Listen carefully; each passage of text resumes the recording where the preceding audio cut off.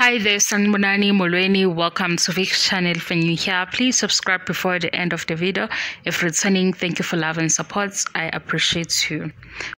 Okunye-ke sikulindele ku-season 6 uSne noBaba Mseleku njengoba uSne wafika ezocela kuBaba Mseleku ukuthi bebe nesikhathi athi lokhu kuzokwenza ukuthi ubudlelwane babo njengobaba nendodakazi kukhule noma vele sebukhulile. Wathi uBaba Mseleku uma imphendula akaboni kuyinto enzima futhi akaphikisani nakho, kodwa isizathu esenza ukuthi mhlambe kube khona igap noma idistance lana ukuthi uSne uba umntwana obuye enyamalala. Isizathu sokwenza ukuthi mhlambe uSne ezwe ngathi khona la kushoda khona uyena ohlezi engekho ekhaya, iphutha alikho ngakuyena.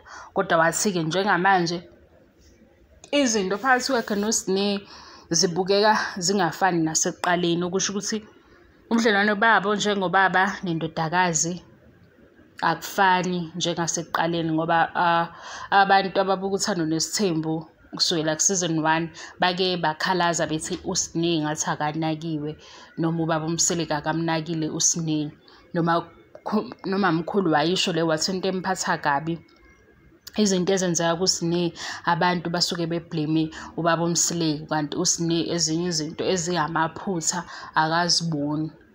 Kwavela-ke ukuthi ubephazanyiswe yini uSne, wabuya-ke ukuzokhuluma nomamkhulu, waphinde wabuya futhi ukuzokhuluma noBaba Mseleku. So silindele ukubona ukuthi usuku i-lunch date kaBaba uMseleku noSne izohamba kanjani, i-update lapho, because into abakhulume ngayo, into abayivezile la ku-season 5.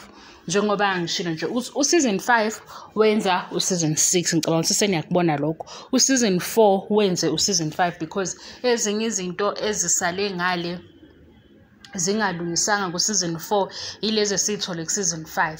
Lezi ezenzeke ku-season 5 zaba nomsindo, ezinye zasala zilenga, ilezi esizithola ku-season 6. Ongangisiza ngakho-ke ukuthi usubscribe uma ungakwazi. Khona bangibuza ukuthi sizokwenza njani because ukhuluma isiZulu.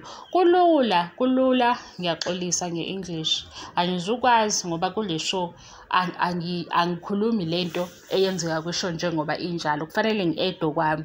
So ngesikhathi ngi-eda izinto okuyimbono yami kulula mangisebenzisa isiZulu because ilanguage yami ngiyakwazi ukuyisebenzisa ingazwakali ihlambalaza noma ingazwakali idelela. Kusuke sekuba umuntu-ke nje nokwakhe ukubona mayisebona into eseceleni, kodwa indlela engikhuluma ngayo ngenza sure ukuthi inhlonipho mhlambe kubaleka u-20% usale u-80%. Okwazi ukungilalela kahle uyabona ukuthi hayi lo sisi uyayikhuluma into ayikhulumayo, kodwa akukho ukuhlambalaza lapha nalaphaya. Nokuhleba kukhona, kodwa ukuhleba lokhu okungenaso ispeed esikhulu. Ngiyacela-ke if uyithanda into eyenzeka kule channel, ngenza wona ama-reviews ama-TV shows, kuwukuthi lena-ke engathi abantu ababuka le channel bayithanda kakhulu, yingakho seningibona senginamathela.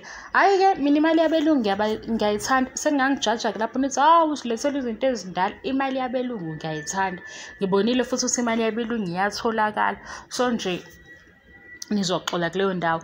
Thank you so much for your love and support. Please don't forget to subscribe if you haven't subscribed. I love you and appreciate you.